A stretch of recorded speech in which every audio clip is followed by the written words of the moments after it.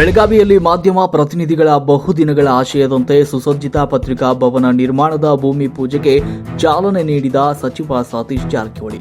ಬೆಳಗಾವಿಯ ವಿಶ್ವೇಶ್ವರಯ್ಯ ನಗರದಲ್ಲಿ ಶುಕ್ರವಾರ 15 ಗುಂಟೆ ಜಾಗೆಯಲ್ಲಿ ಪತ್ರಿಕಾ ಭವನ ನಿರ್ಮಾಣಕ್ಕೆ ಶಂಕುಸ್ಥಾಪನೆ ನೆರವೇರಿಸಲಾಯಿತು.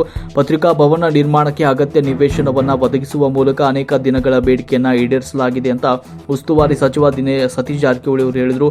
ಸುಸಜ್ಜಿತ ಪತ್ರಿಕಾ ನಿರ್ಮಾಣ ಮಾಡಿ ಅಗತ್ಯ ಅನುದಾನ ಒದಗಿಸುವ ಮೂಲಕ ಒದಗಿಸಲಾಗುವುದು ಹಾಗೂ ಜಿಲ್ಲಾ ಉಸ್ತುವಾರಿ ಸಚಿವ ಸತೀಶ್ ಜಾರಕಿಹೊಳಿ ಅವರು ತಿಳಿಸಿದರು. ತೋಟಗಾರಿಕೆ ಸಚಿವ ಎಸ್ ಮಲ್ಲಿಕಾರ್ಜುನ ಈ ಸಂದರ್ಭದಲ್ಲಿ ಮಾತನಾಡಿ, ಪತ್ರಿಕಾ ಭವನ ಹಾಗೂ ತೋಟಗಾರಿಕೆ ಇಲಾಖೆ ಕಚೇರಿ ಕಟ್ಟಡಗಳು ಸುಸಜ್ಜಿತ ಕಟ್ಟಡಗಳಾಗುವ ಮೂಲಕ ಸಾರ್ವಜನಿಕರಿಗೆ ಉತ್ತಮ ಸೇವೆ ಒದಗಿಸುವಂತಾಗಲಿ ಅಂತ ಹೇಳಿದರು.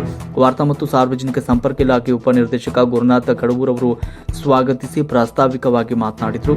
ಪತ್ರಿಕಾ ಭವನದ ಶಂಕುಸ್ಥಾಪನೆಯ ಮೂಲಕ ಮಾಧ್ಯಮದ ಪ್ರತಿನಿಧಿಗಳ ಬಹುದಿನಗಳ ಕನಸು ನನಸಾಗ್ತಾ ಇದೆ ಅಂತ ಹೇಳಿದರು.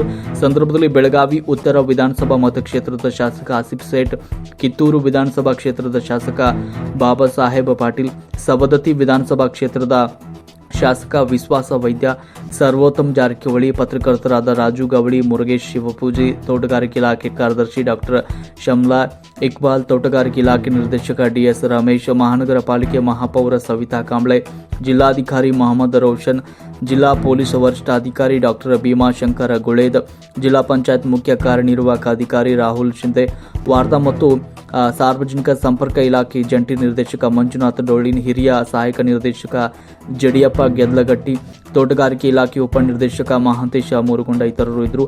ಸಂದರ್ಭದಲ್ಲಿ ಪತ್ರಿಕಾ ಭವನ ನಿರ್ಮಾಣಕ್ಕೆ ಅಗತ್ಯ ನಿವೇಶನವನ್ನು ಒದಗಿಸಿದ ಜಿಲ್ಲಾ ಉಸ್ತುವಾರಿ ಸಚಿವರು ಸತೀಶ್ ಜಾರಕಿಹೊಳಿ ಹಾಗೂ ಜಿಲ್ಲಾಧಿಕಾರಿ ಮೊಹಮ್ಮದ್ ರೋಷನ್ ಹಾಗೂ ಅತಿಥಿಗಳನ್ನು ಬೆಳಗಾವಿ ಜಿಲ್ಲಾ ಕಾರ್ಯನಿರತ ಪತ್ರಕರ್ತರ ಸಂಘದ ಅಧ್ಯಕ್ಷ ದಿಲೀಪ್ ಕುಮಾರ್ ಕುಂದರವಾಡೆ ಹಾಗೂ ರಾಜ್ಯ ಉಪಾಧ್ಯಕ್ಷ ಪುಂಡಲಿಕ ಬಾಳೋಜಿ ಅವರು ಸನ್ಮಾನಿಸಿದರು. ಬೆಳಗಾವಿಯ ಸಮಸ್ತ ಪತ್ರಿಕಾ ಬಳಗದವರು ಈ ಸಂದರ್ಭದಲ್ಲಿ ಪಾಲ್ಗೊಂಡಿದ್ದರು. ವರದಿ ಶಿವಾಜಿ ಮೇತ್ರಿ, ಬೆಳಗಾವಿ.